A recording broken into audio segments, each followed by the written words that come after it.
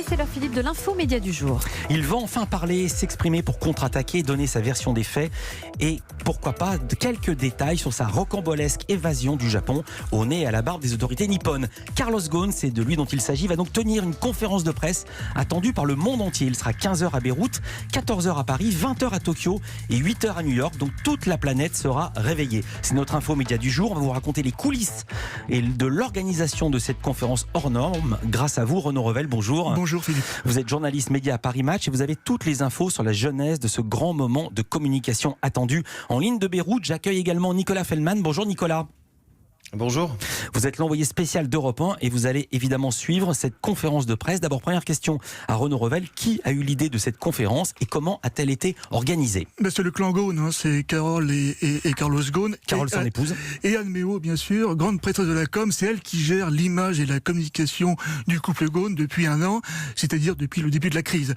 Et c'est elle qui est à Beyrouth depuis maintenant une petite semaine avec une équipe dédiée. Ils ont répété cette conférence de presse. C'est elle qui fait le casting des journalistes et qui a organisé de manière extrêmement millimétrée et très autoritaire cette conférence de presse qui devrait durer un peu plus d'une heure. Avant qu'on rentre dans le détail de la conférence, d'abord un mot, une question sur Anne Méo, qui est celle que l'on présente souvent ici comme la grande prêtresse de la communication. Grande dame qui a créé Image7 en 1988.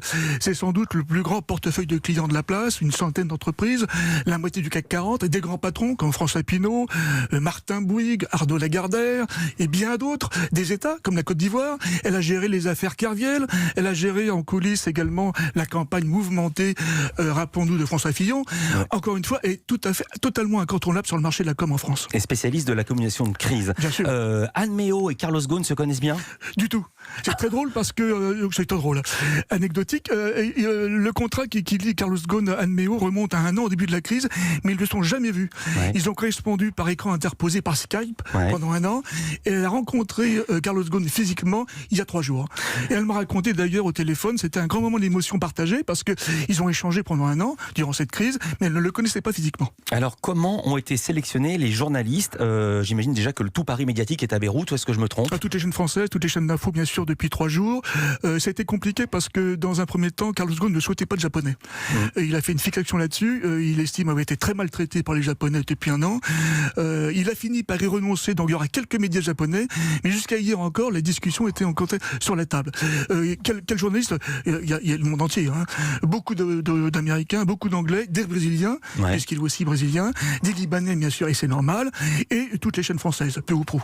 Alors ça sera dans une salle du Presse Club de Beyrouth, c'est une grande, une petite salle ? Petite salle, assez confinée, pas très pratique. Il avait été question au début de le faire au domicile du couple Ghosn, mais c'était abandonné très vite pour des raisons de sécurité d'abord. Donc ils ont choisi cette salle, qui est petite, mais effectivement, c'est là que se déroulera la conférence de presse à 14h, heure libanaise. Est-ce qu'on verra, il sera 15h heure libanaise, 14h heure française, on se trompe souvent. Est-ce que la conférence de presse sera visible sur les chaînes d'infos françaises, ou est-ce qu'on pourra la voir ? Toutes les chaînes d'infos françaises vont le diffuser en direct. BFM TV a fait un truc assez original. Il y aura aussi un Facebook Live et sur Twitter en direct. Mais tout ça sera diffusé en direct sur BFM TV, LCI, CNews et France Info.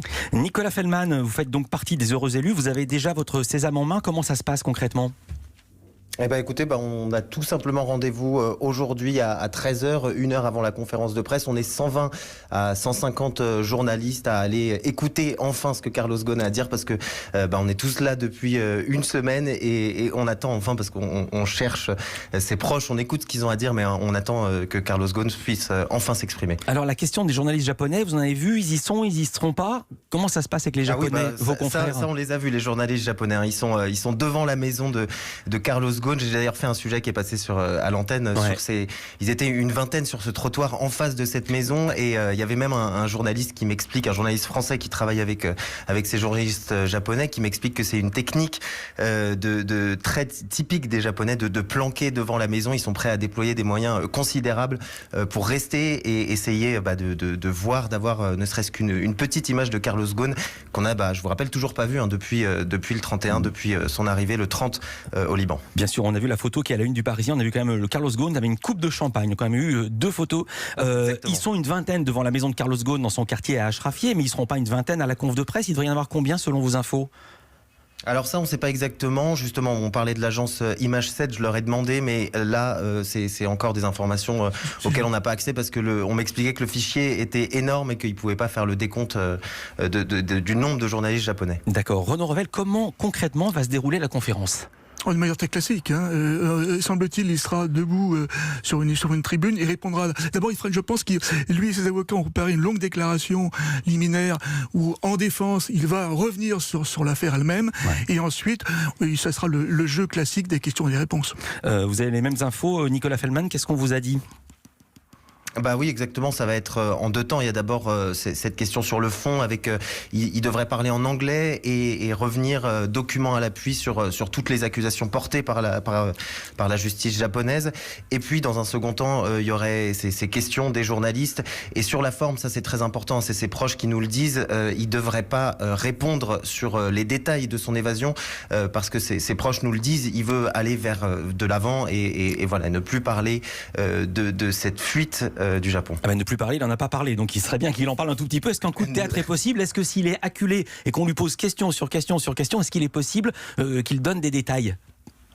Bah écoutez, ça, c'est encore difficile de vous le dire, on verra cet après-midi, on essaiera bien sûr. Est-ce que vous avez reçu des consignes, Nicolas Feldman ? Est-ce qu'il y a des questions interdites ?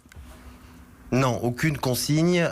Du côté des consignes, je peux vous dire qu'en tout cas, ses proches ont reçu des consignes. Ça, on l'a senti toute la semaine à Beyrouth, de pas parler, que ce soit ses associés, que ce soit ses avocats, que ce soit ses anciens amis. On a senti un peu une espèce d'omerta autour de ce personnage pour justement le laisser lui-même face à la presse, face à cette histoire, pouvoir se défendre de lui-même. Mais nous, les journalistes, on a reçu aucune consigne pour le moment. Non. Quel message Carlos Ghosn va-t-il faire passer ? De quelle manière va-t-il contre-attaquer ? On vous raconte ça. Je vais arriver à le dire. Heureusement que je ne suis pas en conférence de presse en Mondivision. On vous raconte ça tout de suite dans Culture Média. Oui, Carlos Ghosn va tenir une conférence de presse attendue par le monde entier cet après-midi à 14h. Comment s'est organisée cette future prise de parole ? On continue à en parler avec nos invités dans un instant sur Europe 1. Et dans Culture Média, on parle ce matin de l'événement médiatique du jour, la conférence de presse très attendue de Carlos Ghosn. Comment et par qui a-t-elle été organisée ? On en parle avec vos invités, Philippe Renaud Revel du JDD et Nicolas Feldman, envoyé spécial d'Europe 1 au Liban. Renaud Revel, il ne fait strictement aucun doute que Carlos Ghosn s'est entraîné pour préparer l'exercice d'aujourd'hui. C'est un grand patron. Chaque fois qu'il a une communication à faire, il y a un training. Savez-vous comment il a préparé cet événement, cette conférence en Mondiovision ? À la fois avec ses avocats, qui sont à Beyrouth, bien sûr, et surtout l'équipe d'Image 7. C'est le métier depuis toujours. Image 7, la société d'Admeo dont nous parlons. Absolument, et qui a organisé cette conférence. Ils font du training de grands patrons depuis toujours, depuis 30 ans, donc ils ont l'habitude de ça. Et Admeo est une grande spécialiste, donc ça s'est fait avec Admeo d'un côté, patron d'Image 7, et les avocats de Carlos Ghosn. Quelles infos vous avez à ce sujet, Nicolas Feldman ? Savez-vous comment ça a été préparé, ce ou ces trainings ? Oui, exactement. C'était même peut-être avant son arrivée au Liban que cette conf de presse est préparée. Il y avait une vingtaine d'avocats, de conseillers qui travaillent là-dessus, un peu de tous les continents. Et donc, voilà, pour être fin prêt cet après-midi. Attendez, c'est énorme l'information que vous nous donnez. Cette conférence avait été préparée avant même son arrivée au Liban. Donc vous sous-entendez qu'Image 7... qu'on révélait ce matin, c'est une information que révélait ce matin Alain Acco dans le journal de 8h sur en effet que cette conférence de presse était préparée en amont, peut-être même avant son arrivée au Liban. Autrement dit, qu'Admeo était au courant de l'évasion. Ah non, ça je ne sais pas que ici. Si elle a été préparée avant, si la conférence de presse a été préparée avant l'évasion, c'est qu'on est au courant avant l'évasion. Nicolas Feldman. Non, mais écoutez, non, là je reprends simplement les informations qui ont été données ce matin. Je ne peux pas vous garantir que MH7 était au courant. Non. Renaud Revel, après la conférence de presse, la communication de Carlos Ghosn ne va pas s'arrêter là, elle va se poursuivre, me dites-vous, avec des entretiens dans différents médias français. Quels détails avez-vous ? Oui, il y a un plan média très précis qui a été négocié avec différents médias français. C'est le cas de TF1 d'ailleurs. D'abord, pour le 20h, qui aura un entretien exclusif par ailleurs de Carlos Ghosn. C'est le cas d'Anne-Elisabeth Lemoine pour l'émission C'est à vous de France 5, qui aura également effectivement du Carlos Ghosn dans son émission, sur le plateau. Attendez. Pardonnez-moi, on me parlait en même temps dans le casque. Pardonnez-moi, Anne-Elisabeth Lemoine va avoir un entretien exclusif avec Carlos Ghosn. Carlos Ghosn va aller à Paris ou Anne-Elisabeth Lemoine va aller à Beyrouth? Non, à Beyrouth, bien sûr. À Beyrouth, bien sûr. Et c'est pas la seule. France 24 également sera bien traité. Il y a quelques grands médias américains, dont le Wall Street Journal sans doute, ou le Financial Times à Londres, qui devraient hériter aussi d'un entretien. Et puis un magazine en France, un seul magazine, Paris Match. Effectivement. Alors, il faut dire que c'est Carlos Ghosn et Anne Méo via Image 7 qui ont choisi. C'est par exemple, j'imagine que c'est eux qui ont choisi l'émission C'est à vous. Qui ont choisi sur des critères très divers, notamment dans le cadre des bonnes relations qu'entretiennent certains médias avec Carlos Ghosn depuis le début de l'affaire. C'est le cas notamment de BFM TV. Marc-Olivier Fogiel, à la tête de BFM TV aujourd'hui, est le premier, à l'époque sur RTL, à avoir eu la première interview de Carlos Ghosn, par exemple. Et TF1, le groupe TF1, LCI TF1, est le premier à avoir, par l'entremise de François-Xavier Ménage, la première interview de Carlos Ghosn en mai 2019. Donc il y a des relations privilégiées avec les uns et les autres. Et pour ce qui est le cas de l'Access Prime Time, puisque c'est le cas de l'émission C'est à vous d'Anne-Elisabeth Lemoine, pourquoi elle plutôt que Quotidien présenté par Yann Barthès, que j'imagine que tout le monde a fait la même demande? Écoutez, je pense pour une raison toute simple, c'est que je me souviens récemment que Anne Méo a été invitée de Anne-Elisabeth Lemoine il y a 3 semaines à moi, une très bonne émission au Bachas d'ailleurs, et je pense que cette émission lui laissait un bon souvenir. Et je pense que les relations entre Anne Méo et Anne-Elisabeth Lemoine sont très bonnes. Et du coup, ça s'est fait, je crois, très naturellement. J'y ajoute une dernière chose, il y a une radio quand même dans ce panel qui est France Inter, c'est Léa Salamé qui est à Beyrouth depuis quelques jours qui aura l'entretien. Et Léa Salamé, si je me souviens bien, qui est libanaise, en tout cas son papa était ministre au Liban. Absolument. Vous avez les mêmes informations, Nicolas Feldman? Oui, c'est ça. Ici, c'est un peu la course au one-to-one, comme on dit, à cette interview, pour essayer de savoir qui pourra, après cette conférence de presse, avoir Carlos Ghosn. Alors moi, je vous avoue que je ne sais pas encore avec quel média Carlos Ghosn pourra s'entretenir. Vous avez fait votre demande, évidemment, j'imagine. Ah bah oui, on essaye entre Paris, entre ici, on essaye un petit peu de voir avec les responsables d'Image 7 qui sont ici, qui organisent un peu tout. Mais vous imaginez, il y a beaucoup de demandes. Il y a beaucoup de demandes, mais est-ce que ce sont des exclus? Par exemple, parce que quand on écoute Renaud Revel, on découvre qu'il y a une télévision, un 20h, un Access, un magazine, une radio. Ouais, bah ça, je vous avoue que j'ai pas vraiment accès à ces informations-là. Je sais qu'on demande et qu'il y a énormément de demandes et que c'est compliqué d'avoir justement accès à cette interview. Quels échos rencontre cette conférence de presse sur place au Liban, à Beyrouth?